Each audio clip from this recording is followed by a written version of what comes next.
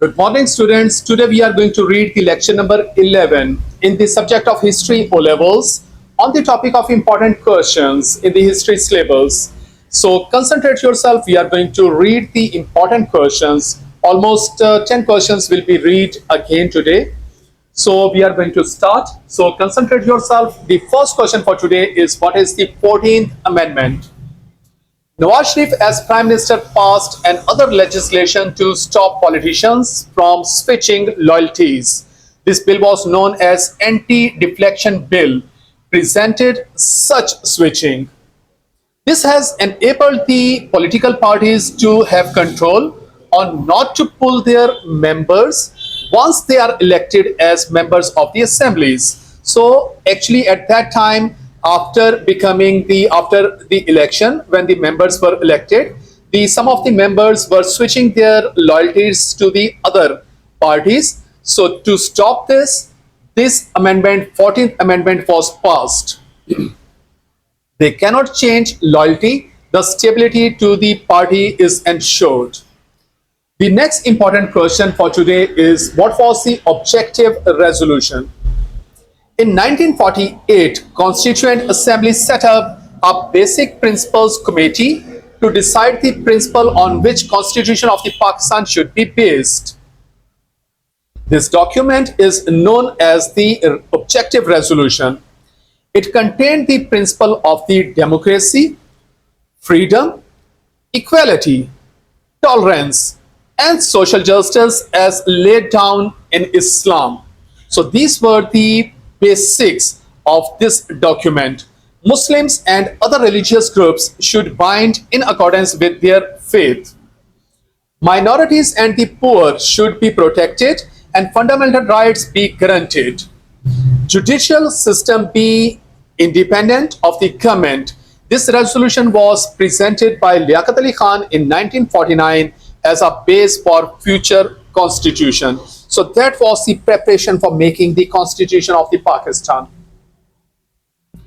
The next important question that we are going to read today is, what is the role of the president under 1973 constitution? The 1973 constitution, president became a figurehead.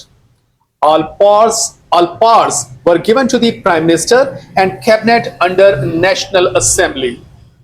President could not issue orders without the permission of the Prime Minister. Power of the President to appoint 3 Chief Justices of the courts was also taken away. President powers were removed to an extent that he could not play any role in the constitutional crisis affecting government. The crisis in the 1977 by Prime Minister Zulfikar Ali Bhutto in the elections could not be resolved. It resulted in the martial law. So, according to 1973 Constitution, the president is just the ceremonial head of the state who is having no powers, almost no powers. The next important question that we are going to read today is, what was the role of the Prime Minister under 1973 Constitution? In 1973 Constitution made by the People's Party government under Zulfikar Bhutto, Prime Minister was made all-powerful. He was in total control of the government. Appointments of the chief ministers, chief justices, and governors were his decisions. President was only a figurehead. Prime Minister acted as a dictator. He could not be dismissed unless majority of the National Assembly give vote of no confidence. The cabinet is under his control. So, according to 1973 Constitution, which was made by the People's Party government, the Prime Minister was all-powerful. The next important question that we are going to read today is, what was the 1956 Constitution? The 1956 Constitution was made by the General Iskandar Mirza. It was the Pakistan's first constitution. It was adopted on 29th February and imposed on 23rd March. It gave the president the power to choose the prime minister and dissolve the National Assembly, but the president was supposed to be a Muslim and above 40 years of the age. The prime minister could only choose the cabinet, which should be from the National Assembly. The cabinet could only advise the president. Urdu and Bengali would be the twin languages. So, according to 1956 Constitution, the president was all powerful. The next important question that we are going to read today is what was the 1962 Constitution? In the period of the Ayub Khan, a new constitution was announced. It was announced on 1st March 1962. It set up a presidential form of the government, and it said the president could not be removed unless impeached. The president nominated the cabinet from the members of the National Assembly. The president nominated the heads of the judiciary and the provincial governors. The national legislature could not pass a law without the approval of the president. The new constitution was introduced without debate, and Ayub brought martial law to an end soon afterwards. So, according to the will of the Ayub Khan, the constitution was approved, and the president, who was the Ayub Khan himself, became all powerful. The next important question that we are going to read today is what was the 1973 Constitution? At the arrival of the Bhutto as the Prime Minister, the committee set up to draw up a new constitution reported in April 1973.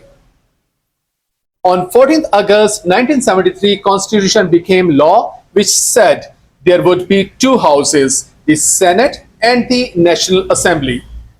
The Assembly would be elected for a period of 5 years, and the members of the Senate would be nominated in equal numbers from each province. The leader of the party with a majority in the Assembly would become Prime Minister and select a cabinet. The President became largely a figurehead and had to sign orders by the Prime Minister. Pakistan was federal state and all fundamental human rights were guaranteed. So, according to this constitution, the Prime Minister became all powerful. The next important question for today is what was the Kargil issue? The Kargil conflict was an armed conflict between Pakistan and India. It took place between May and July 1999 in the Kargil district of the Kashmir. The Indian forces on the line of the control found freedom fighters in Indian occupied Kashmir and blamed Pakistan of sending them, although Pakistan declared it was not involved in it. India carried out airstrikes on the freedom fighters in which 2 aircrafts entered Pakistan and 1 was shot down. During this episode, many civilians were killed, and in the end, the freedom fighters were forced to evacuate the area. The next important question for today is what was FSF? In October 1972, as soon as Bhutto came to power, he was determined to limit the powers of the army, so he created a federal security force that is called FSF. It was a government-controlled military force set up to assist the police force. It was intended to stop the military from any political involvement. Members of the armed forces had to take oath that they would not take part in any political activities. So this was the act which was actually made to limit the powers of the army. The last question for today, which we are going to read, is what was the basic democracies? The basic democracies were reforms set up by the Ayub Khan as soon as he got power. They were introduced on 26th October 1959. This was a system in which ordinary people elected union council members who in turn elected district and divisional council members. So, common people will be elected as the union council members, and in turn they will elect the district and divisional council members.